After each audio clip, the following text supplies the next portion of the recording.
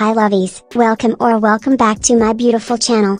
Today I'm starting a series I've actually wanted to start for a while, which is Phase Journal. This series will consist of me just talking about things in K-pop. I'll be giving opinions, ranting, and just talking in general. I decided to make this a series for the people who just want to hear me talk about things going on recently. If you want me to talk about something in the next episode, be sure to comment it below. I think that's it for the intro, so let's just get into this. Enjoy!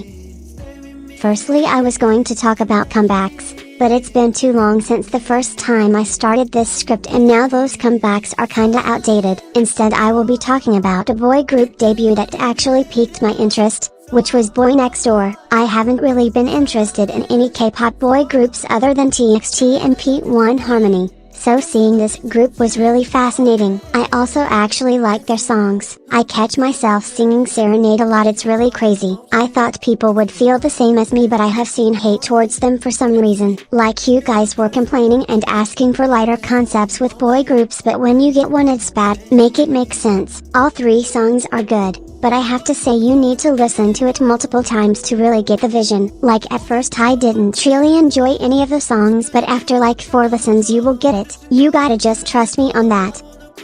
I woke up today and saw people talking about a 50-50 boycott, so I began to research and apparently all 4 members have filed a lawsuit against their company, Attract. Let me explain why this is going on. The 4 members filed for the temporary suspension of their exclusive contracts. This is because the company violated their contract's terms and broke the trust between the 2 parties. The company has not been listening to the members' opinions, instead saying how external forces are attempting to poach the members, which I'm sure you all have been seeing going on recently. The company even continued trying to get the group promoted despite the members having health issues. The members were also very frustrated and disappointed that Erin's surgery was disclosed without even consulting with her first. All of this has led to the lawsuit and now fans are trying to start a boycott towards the company. I don't know why, but I always had a feeling that something was going wrong with the group inside the company. When I kept hearing about the company accusing others of the poaching and trying to gain copyright and so on, it just felt unusual. I hope the members can suspend their contracts and continue to succeed. I'm hoping they can be successful with the lawsuit just like Luna. The company seems very insensitive and I feel like they're getting like this because of how big of a success Cupid was. I think that's why I knew something was going to happen.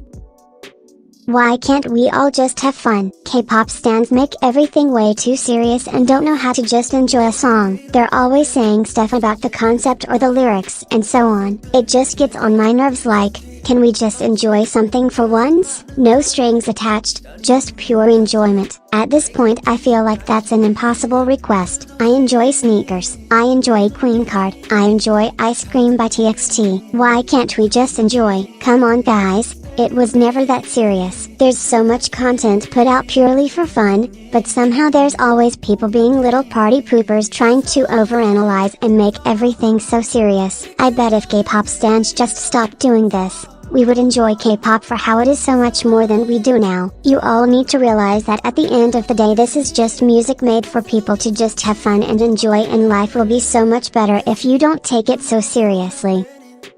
There's also something that K-pop idols do that really pisses me off. So basically, you all know about mbtis and how they have become popular, especially in Korea. I honestly don't care much for it. I took the test once a while ago and I don't really know what any of the letters mean, but we move. The thing is, the whole K-pop industry is so obsessed with mbtis for no reason. It's like you can't go through a video without them mentioning something about mbtis. Even the editors do it, like oh my gosh she's such a P. Like what do you even mean? You guys don't even know what the letters mean and it shows. Like they can't even properly recognize what introverts and extroverts are. I'm an introvert, and introverts aren't just people who never talk or have fun and seem boring, but that is what these idols think. I get that it's a trend, but it's gotten so excessive and you can never escape it at this point. The obsession with these 4 letters is honestly so weird to me, like it feels like these idols have been brainwashed with this. They're always asking what's your MBTI? And saying oh that's the characteristic of an F, like, okay psychologist, sit down please. Another topic I'd like to get into is the whole direction K-pop is going with positions. I feel that K-pop groups should have positions. Many of the newer K-pop groups debuting have no positions, not even a leader. This gives room for them to be labeled as quote-unquote all-rounders, which I believe can be detrimental to them. When a label is put on you like a position, it helps fans see what you are skilled at. On the other hand, when there is no label, that allows for more criticism. Let's say I was a really good singer, but the group has absolutely no positions. I may be not the best at dancing, and since I don't have a main vocal position, fans will start to think that I was not trained well or I'm not a good idol even though my main strength is singing. Of course idols should be able to sing and dance, but they don't have to be skilled at everything. That's where the positions come in, to show what they are best at and what people should focus on when seeing them perform. I really believe groups should stop with the whole no positions trend because it adds more pressure on the idols and also creates more room for unneeded criticism towards the idols. I know some companies want to make it seem like oh my members are good at everything, and they think it will be beneficial, but I think the opposite. I've seen lots of idols being set up because fans want to make it seem like they are all-rounders since they have no positions,